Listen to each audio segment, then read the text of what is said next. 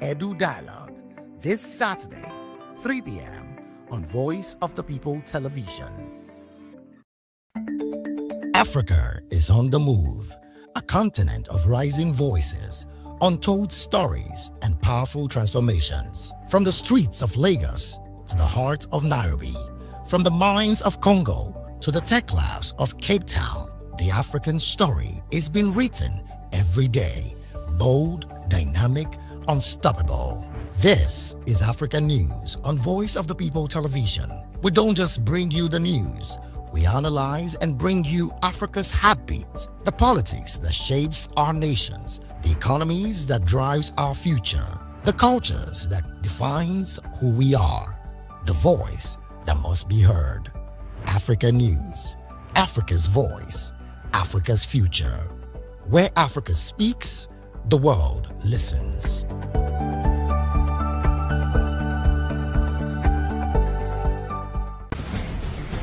Join us as we drive into the world of politics through insightful interviews with prominent political figures, both serving and former governors, ministers, senators, legislators, party chieftains, activists, and analysts. Get first-hand information into the decision-making processes that affect our daily lives. Highly engaging one-hour program that brings political discourse into focus.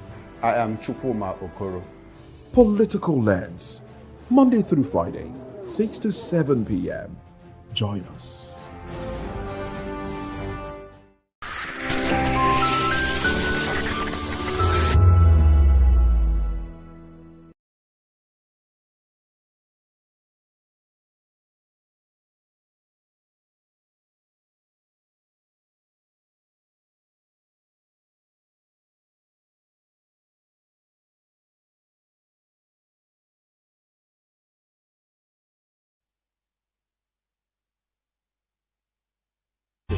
In a world filled with noise, the truth needs a voice. The policies that shapes our world and the economy that determines our future. Every hour, every day, the grapevine keeps buzzing. And together, we are committed to telling the stories that shape our world, because your voice is our focus. Don't forget, our voice matters the most. Let us come together and share our concerns.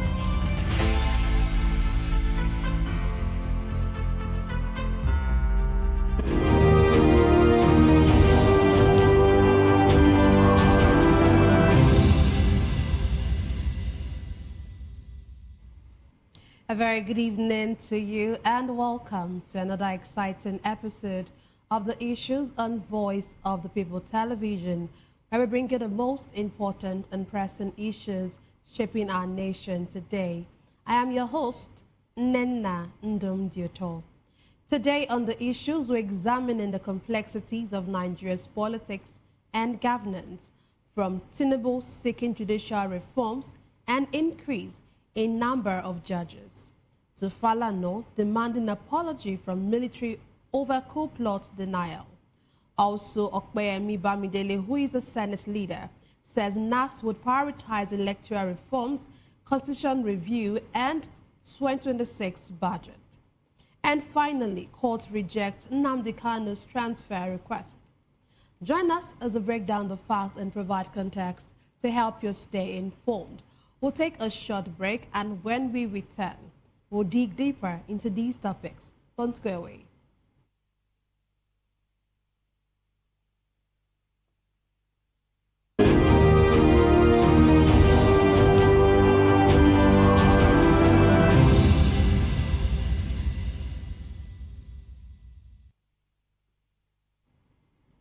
Glad to have you back. Let's dive straight into today's discussion.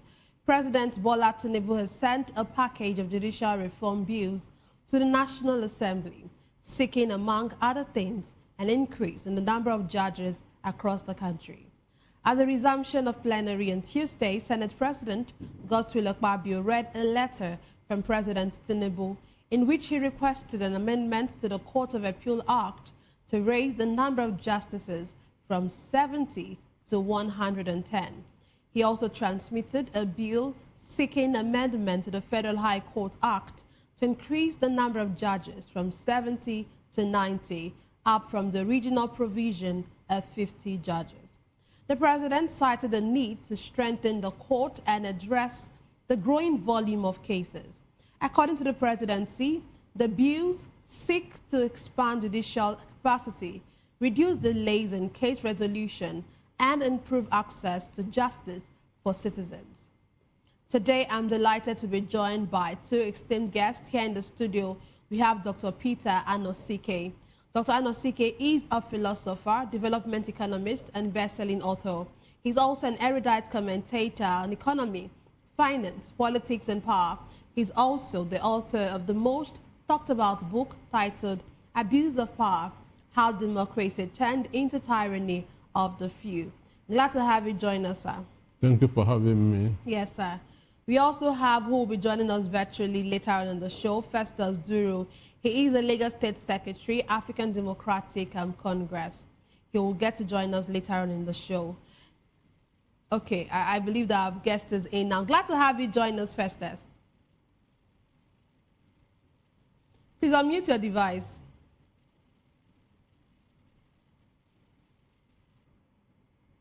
Okay, well, let's come to our guest in the studio. Dr. Anosike, the president is seeking for judicial reforms, and he has sent so many reform bills to the judicial reform bills to the National Assembly. Would you say that this is like a step in the right direction? Well, for me, I'm not seeing any reform bill, and he will not send any positive reform bill. What is happening is that this is a gratification in advance. Understand me? Just like building the houses for the judges. Understand? This is a Tinubu's way of I rub your back, you rub my back. So what is the quality of those people that have been are they being promoted on merit? Or the answer is no. Understand? Omotosho has been promoted to the appeal court. Go and review the content of the judgments that he has been given in the past. Understand? So for me, Tinubu has no capacity for any judicial reform. What he's just doing is appeasing the judges with promotion in expectation of a payback after the election. Understand? So nobody should be happy with what is happening. For me, we should be talking about quality and not quantity. Understand?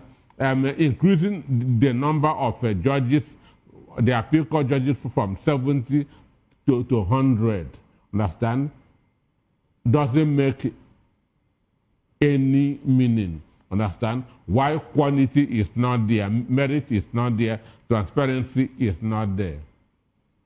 Okay, but with the number of cases that we have that are being stalled as a result, we have many cases in the judicial that's awaiting judicial interpretation and all of that. So don't you think that with all of those cases that are on ground, there's a need for an increased number of judges? Even if you bring 1,000 judges today, the same thing that is happening now will also be happening. It's not about the number of cases that's in court. An instance, the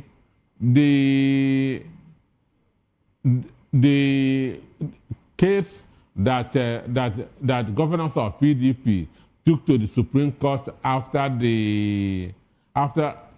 what's his name, Fobra was pushed away. Understand? They deliberately kept it behind until the election, until the 6 months expires. Understand? It was deliberate. So what's happening why cases are being stalled in the court is not because we don't have the right number of judges. It's because of corruption. Can you expand on that? Because that was actually my next question. I was going to ask you that. Since we have so many stalled cases, what is actually the problem? Why do we have so many stored cases awaiting interpretation and all of One, that? corruption is behind all this. One, cases are being stored because of the highest bidder, understand? If you have a case in court and you are not giving money, or your case will be stored. Just like what is happening in the public hospitals, understand?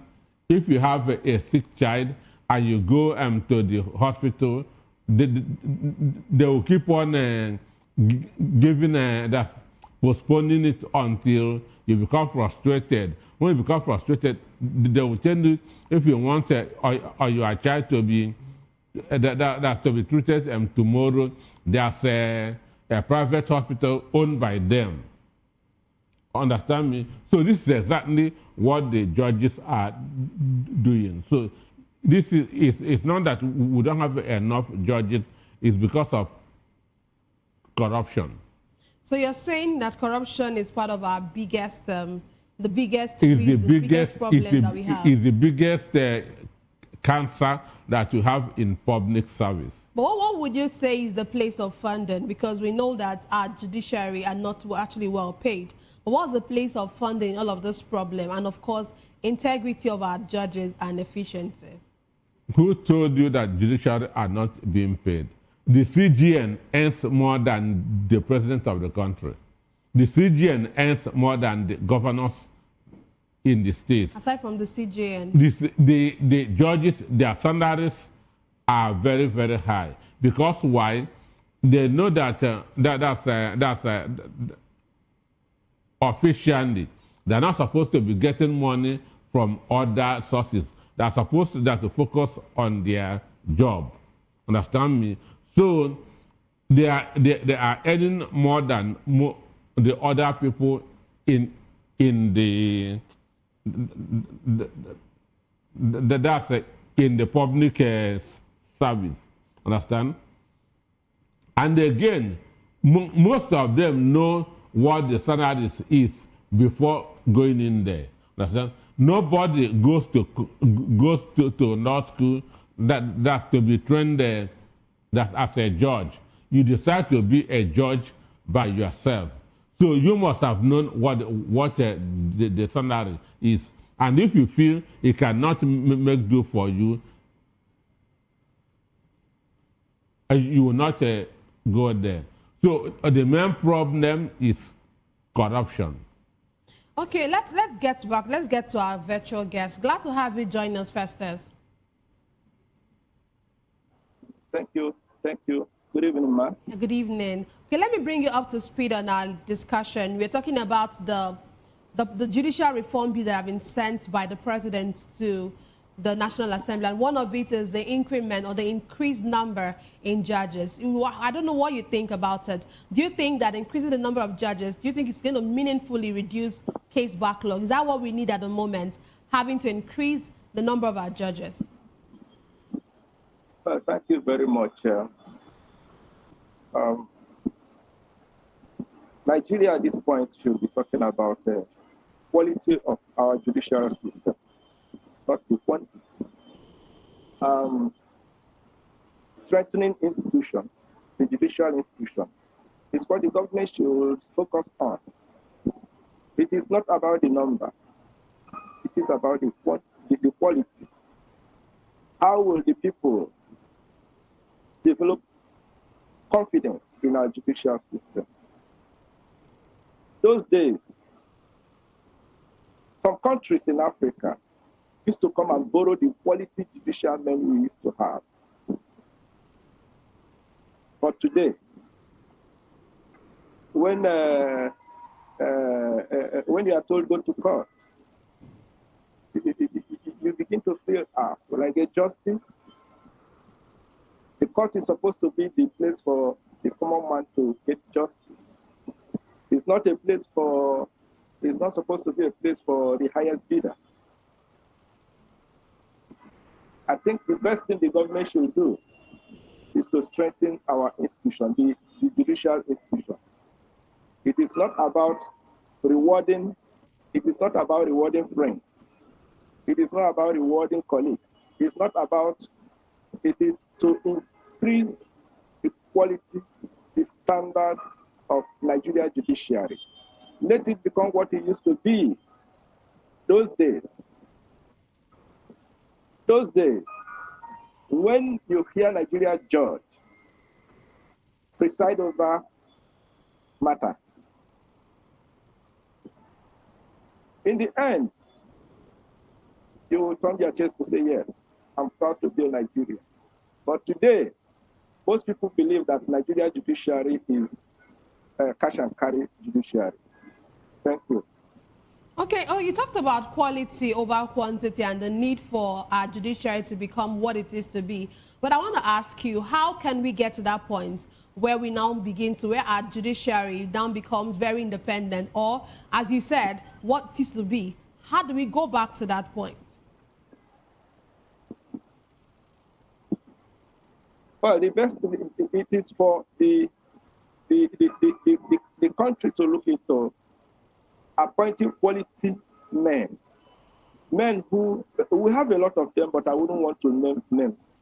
We have some judges, we have some senior legal luminaries in this country who their track records speak volume.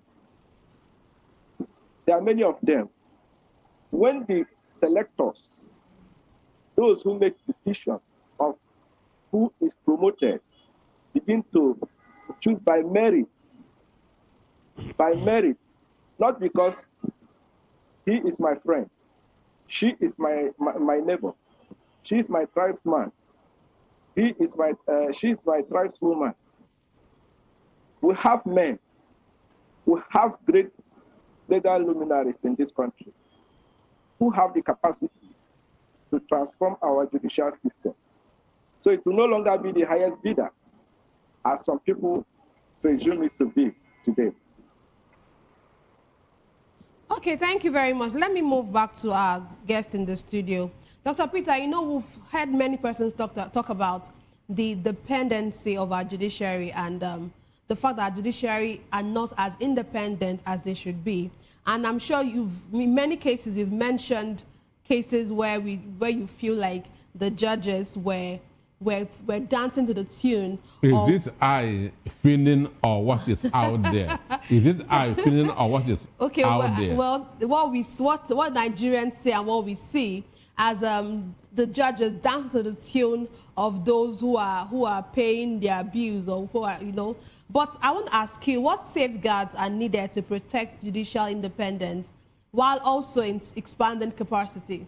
One, to start with, nothing can be done under this administration. Wow. You ask the question, how can we get back to the days of Daddy Onyamas, Oputa, and others? We cannot get that in, so there's no need discussing this thing under this administration. Understand? Why do you say so? My friend over there said that we have quality in the go and luminaries. I would have wanted him that to mention names. Understand? Because if it's a judge that are singing on your mandate, we shall stand. Understand? To me, the judges, there's no difference between the judges that we have in this country now and the touts on Lagos Road. There's no iota of difference between the judges that we have now and the touts on Lagos Road. I will even respect the touts on Lagos roads than I will respect the judges that I'm seeing in court today. All of them are more political than those in PDP and APC. Understand? When I was growing up, you respect judges. You don't see them anywhere. Understand me? That you only see them in the court. That's when I was in Nsukka, there's a judge in front of his gate. There's a signboard there. Visitors are not allowed. Understand? And that's what it should be. Judges don't print complimentary cards. But today, judges go to house warming, go to birthday parties, go to OMB, that's parties. Understand me? So when you associate, you already influence. There's one politician that I met, a very influential politician, who told me it was a boast. Peter, all the phone number of all the judges in the country are in this phone. Understand? So we cannot get anything right under the Tinubu administration. But okay, you So still talking of a reform, you cannot, corruption cannot reform. That's a reform. Okay, but if you're saying that, you actually mentioned that the judges have been well paid. So if they actually been well paid, what is the reason for this decadence that we see in our judiciary? When you begin to understand me, begin to see yourself, there's anywhere there's an occasion and event, you are getting corrupt. Understand? Because people are going to be calling you, understand? And you may not have that the discipline of saying no, no, no. Understand me? So that's why those days judges are recluse. You don't see them only in the court. You cannot go to their house. They cannot go to your own house. Understand me? So that is the situation. And that's of judicial reform. There's no way that this current administration can do any reform. Okay, let's move on to our next conversation for tonight. Human rights lawyer Femi Falana has criticized the military, saying they owe Nigerians an apology following confirmation of an alleged coup plot against President Tinubu. Falana's remarks come after the defense headquarters officially confirmed that there was indeed a plot to overthrow the Tinubu administration months after initial denials sparked public debate. The senior advocate argues that the military's earlier dismissal of the report undermined public trust and created confusion. He said the detained officers could not be tried by court-martial. According to him, a court-martial would have sufficed if the matter were merely one of indiscipline. Let me come to you first. Let me come to you first, Festus. I'm sure you remember this particular story. Sometime last year, we heard that there was a coup attempt, and we saw the military come out to vehemently deny this. And yesterday, we actually saw them come to confirm that yes, some soldiers, some military officers have been investigated, and then they've gotten like 16 of them. And what do you make of this military's initial denial and then later this confirmation that they have done now? Okay, thank you very much. I think the military does not have much to be blamed as regards that statement made some hours ago, yesterday, that 16 military officers were culpable in the allegation of an attempt to undermine security of Mr. President. The information, the rumor filtered sometime late last year, and if the military took time to be sure to carry out forensic investigation, to be double sure, to avoid innocent officers being punished for offense that they were not very sure of. So if the military are taking time to carry out proper investigation and discovered that there was either collaboration, undermining of the security of the seat of power of Nigeria, and came out now vehemently to say we are sure, we are double sure that there was culpability, that there was collaboration of staff of social organization that constructed the presidential villa, a very big organization in this country, in connivance with military officers, then the military should not be much blamed to have taken steps to make sure it is coming out with authenticated information, authenticated analysis of that allegation. Okay. Thank you. Okay, so are you actually saying that you feel like the military did well by trying to hide the truth from Nigerians? I didn't mean that they did well by trying to hide the truth, because it's not hiding the truth, that it is hiding the truth. You know, security matter is not supposed to be a public issue, because the country's security is important. Management of security information is as well very critical. The time the military came up finally to say there was actual an act to undermine the security of Mr. President, it is not inappropriate that they have come out to say so after due analysis, forensic analysis. Thank you. Okay, thank you. Let me come to Dr. Anosike. Dr. Anosike, this thing that the last statement, his response to my question about the fact that he said they were not, he said national security matters should be treaded carefully. They should not reveal everything. And many persons are of this opinion, also, no, not many persons. Some government officials have come out to say, especially when it comes to insecurity, that no, the government should not, diverge everything. Some things should be kept, but some things should be kept away from Nigerians and from the public. But how can the military balance transparency with national security? The issue is this. Coup is a life and death thing, understand? And if such happens now, you cannot just say, because there's even a difference between a mutiny and a coup, understand? So you have to, first of all, do your investigations to know what really is happening, understand, or what happened.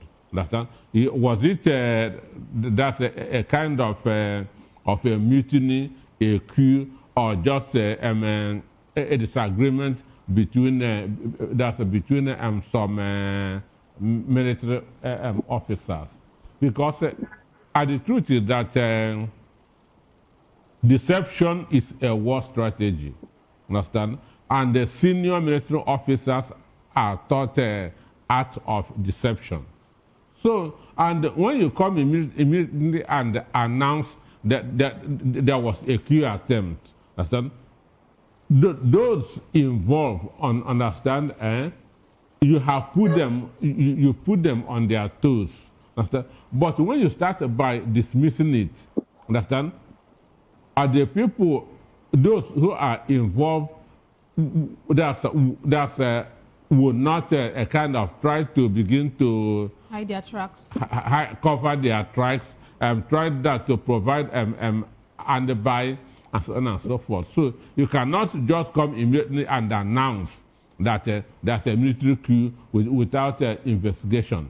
But this is different from what happened in Kaduna State, where the Commissioner of Police said there was no abduction. Understand me? In that one, somebody, if we are 5 in our family, we went to church and we came back 4. You cannot say there's no abduction because somebody is missing. So this one, before they will come out and say, yes, there's a military coup, there must be investigation. And I feel that they have done that and now come to the conclusion that those people that were arrested indeed wanted to kind of overthrow the government. It was Sahara reporters that announced this. That's and Shawade prized himself with having more information than even those in government. And this has also proved him right. Understand me? So So you cannot just come immediately and announce. Just like if somebody is found dead, you cannot just come and say it is murder, it is suicide. You must first of all do your investigation. That is to come to a conclusion before making the announcement. Understand? So Femi and Farhan are saying that Nigeria, that the military owes Nigeria an apology. He is wrong. Understand? Before you give what happened a name, it must come after serious investigation. Okay, but this coup attempt, what does it say about our democracy? You know, for me, when we talk about democracy, another name for democracy is development. Understand? And when there's no development, there's no democracy. So right now, there's no democracy in the country. Understand? Democracy does not mean somebody wearing suit or the one that we saw Tinubu wearing in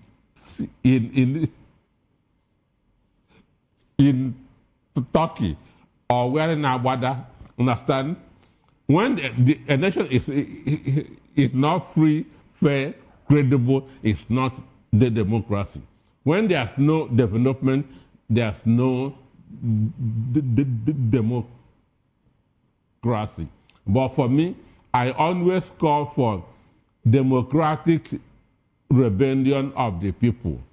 And democratic rebellion of the people means chasing the government away with your vote. Understand? That's where I stand. Not with the barrels of the gun. Understand? Okay, so you're saying that you are not an advocate of a military takeover or a coup attempt or... No. Democratic rebellion of the people. That's chasing the government away with our votes, with our voters' card. Okay, let me come to you first before we move to the next conversation. Dr. Anosike had already chimed in on this particular question. He said he feels that Falanosh, there's no need for the military to apologize. But I want to hear your own take. You're actually in support of the military, that what they did was, the right thing, by trying to investigate before they come forward with whatever it is that they would want to say. So I want to ask you, do you think that what Falana is saying, if he's actually saying the right thing, that should the military actually apologize to Nigerians, knowing that they denied something at some point and now they are coming to tell us that, okay, yes, there was actually a coup attempt by some officers? I do not think that the military should apologize to Nigeria. I do not think so. For them to have come out at this appropriate time, when they are sure, double sure of the allegation, after I had said it, after they might have carried out forensic analysis of the allegation and came out to inform the entire world that actually this allegation or this act actually took place, or there was an attempt to carry out such an act. Adding that to the question you asked, if taking power from civilian, if it is supported for military to take power from civilian, it is obvious that the popular saying that the worst civilian government is better than the best military government, theoretically, is very correct. Democracy is supposed to be the order of the day. Democracy is the most popular opinion. Democracy, better to rule. But democracy has to be in a way that the ballot should be the determinant of who rules the people, or who presides over the commonwealth of the people, or who presides over the state. It is not that the judiciary, the court, shouldn't be the one deciding. Maybe with technicalities or inducement, as the case may be. The ballot is supposed to decide who presides over the nation, over the state, but not the other way around. So the people need to trust the outcome of the ballot. But the umpire that is in charge of the ballots will have to go by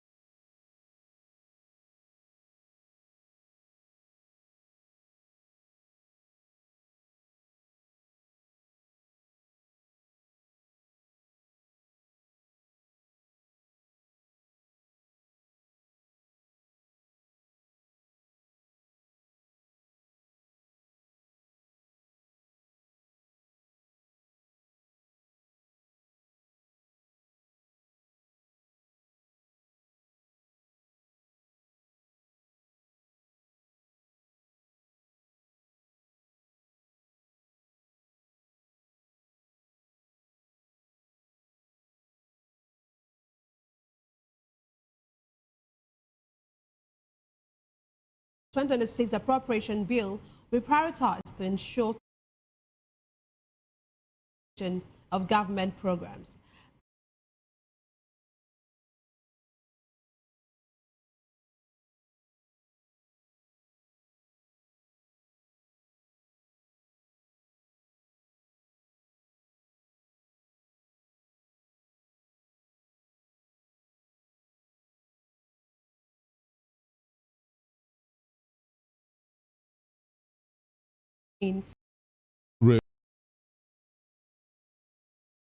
They have taken from Nigeria.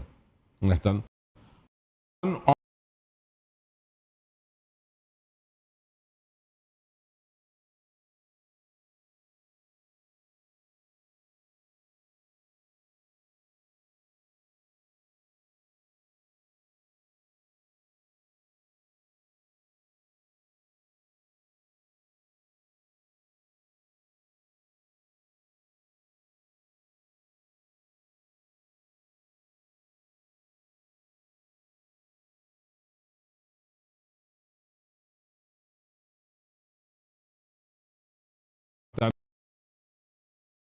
The worst Senate that we have had since Nigeria became independent.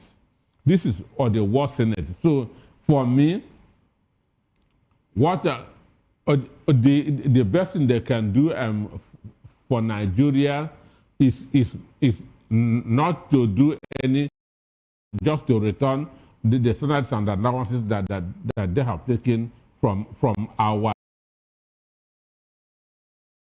And you know, let's for them. So don't you think the next one needs to prioritize reforms? Do you see them actually doing that? Because Nigerians actually believe that electoral reforms is very key. If they do that, 90% of them will not come back 2027. Understand me? If they do that,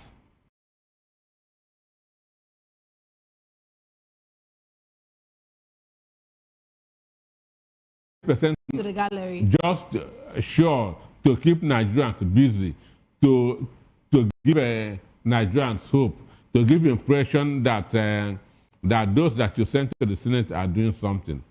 Understand? If they do form that will ensure fair, credible election, 90% of them will not return in 2027.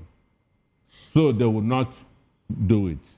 Okay, let me ask Festus. Festus, what specific flaws do you think that Nigerians' electoral system, that are in Nigerians' electoral system that need to be addressed, especially when it comes to these reforms?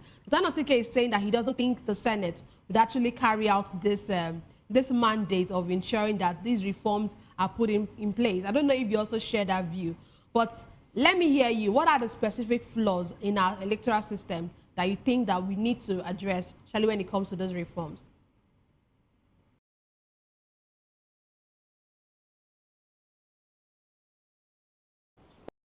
No.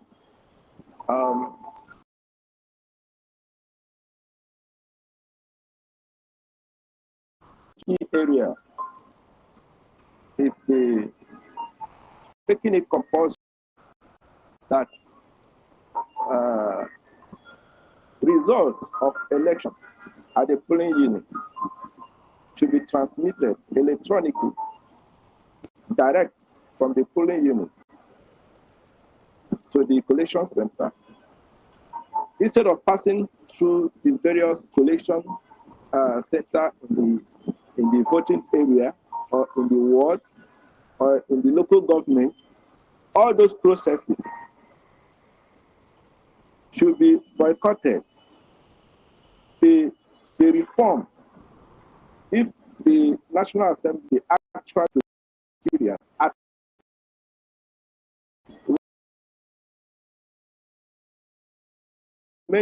make transmission of election results from the polling unit to be a compulsion.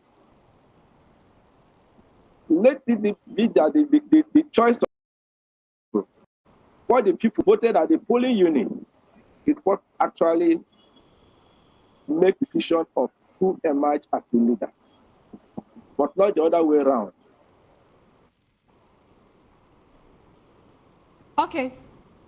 Thank you very much. Let me come to Dr. Anosi. Dr. Anosi, what do you, I know that you already said you think that these reforms will not see the light of the day, or these electoral reforms. But I want to ask you, we've had so many elections, and we've seen that some of our elections and many of our elections are not credible. What would you say are the biggest challenges that have resulted into lack of credibility in the country?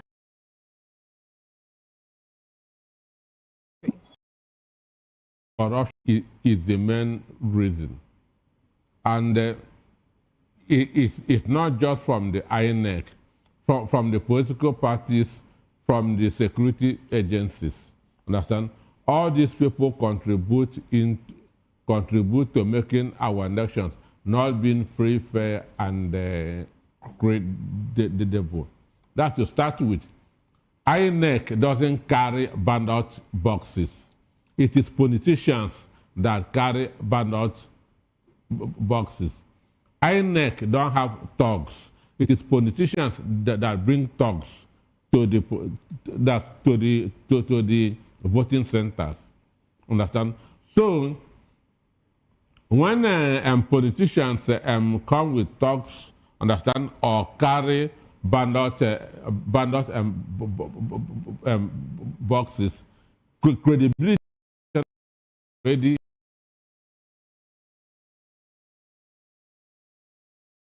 and it is not neck to make a nation.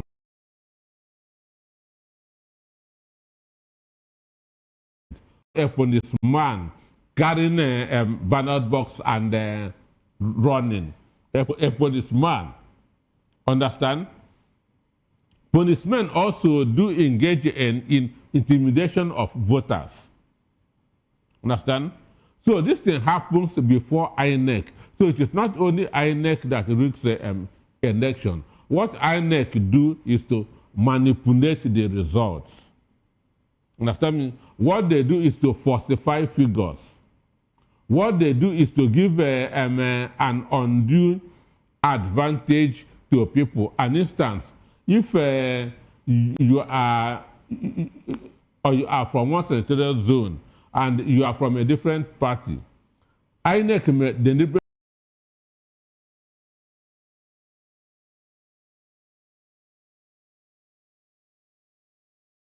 get enough votes. They come there around 12 noon. Understand? That's where they are sure of getting votes. They can go there around 8 a.m. Understand me? So this is so it is not only INEC that manipulates, that makes a nation not to be transparent. Security agencies are involved. Political parties are involved. Then the judiciary themselves. Understand? When they rely on technicalities to, instead of weight of evidence before them, that to pass judgments. Understand? So that is it. Okay, so one of the things that Bamidele mentioned, he said that they would also look into constitution review. But I want to ask,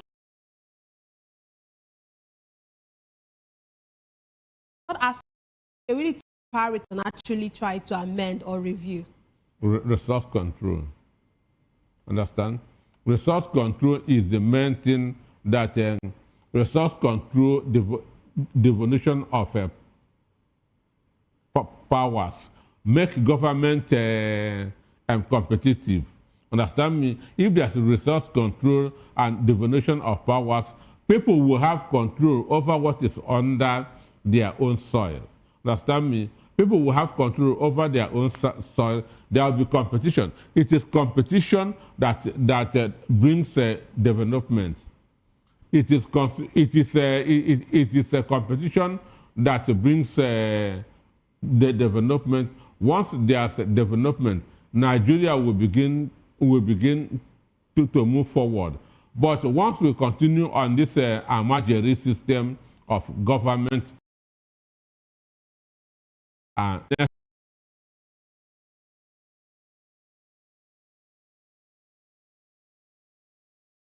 let me come to our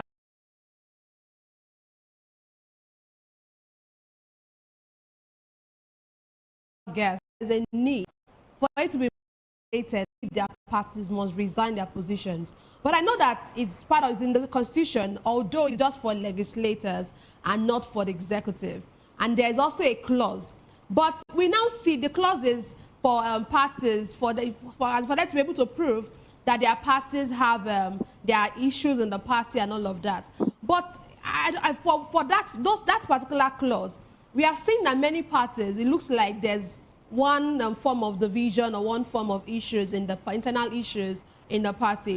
What do you think that in trying to review our constitution, do you think that there's a need for it to be mandated that those who leave their parties must resign their position? Because we've seen so many people leave their parties that they've been voted into, as in they've been, like people voted these parties into office, and then you don't leave, you defect to another party, and then you just allow the people's mandate to just go south. So what do you think? Okay, I think it is a constitutional issue. If an elected officer who enjoyed the sponsorship of a political party and a night decides to decamp or defect to another political party, it is important that such candidate or such person should know that not as an individual,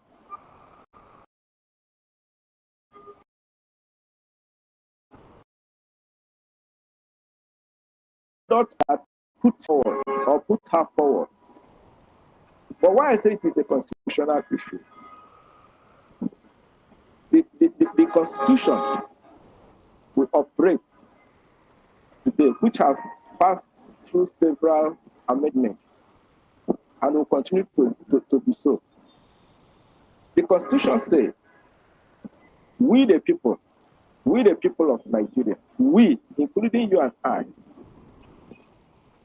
how many of us participated in making this Constitution for us? Those who have the view that the Constitution,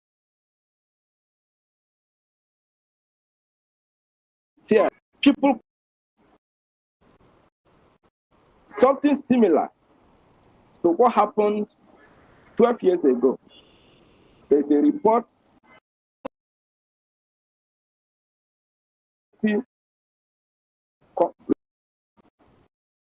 that majority of the ethnic groups, majority of various sectors in this country were represented. Constitution that was produced by the people. But the more we keep amending this constitution, for how long? Okay. So it is a constitutional issue.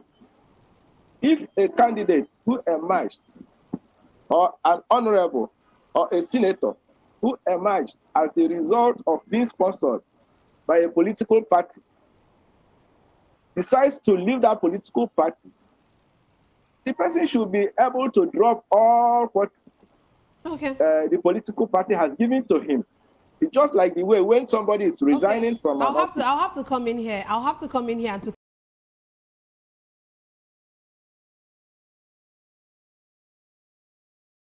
show, and you will conclude on that thought before we move. If I move to the Come again, sir. I did that. I said because of lack of time, I had to cut you short. Okay, that's all we have. Thank you very much. That's all we have for today's episode of The Issues. Thank you very much, Festus Duru, for being a part of the show. And thank you, Dr. Nosike. I've loved you to chime into this particular discussion, this last question, but because of time, I'll have to cut it at this point. Thank you very much, Dr. Nosike.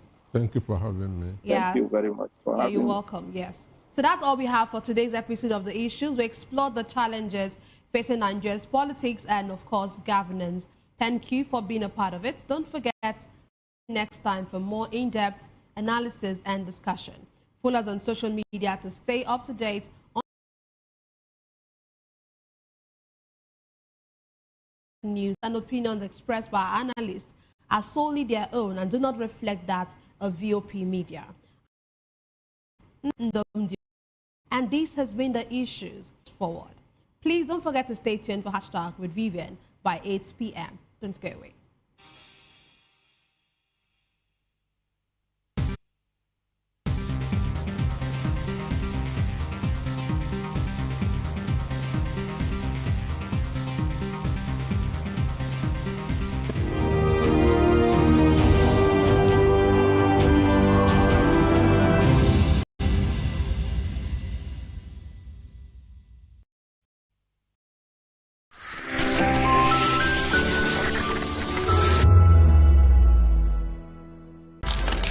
In a world where power shifts with every headline. In a nation full of questions.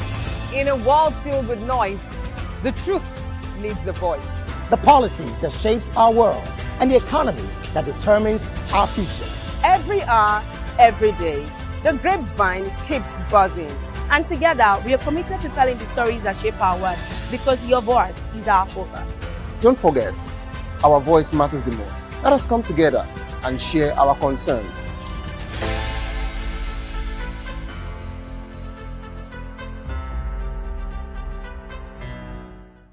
Behind every broken desk lies a broken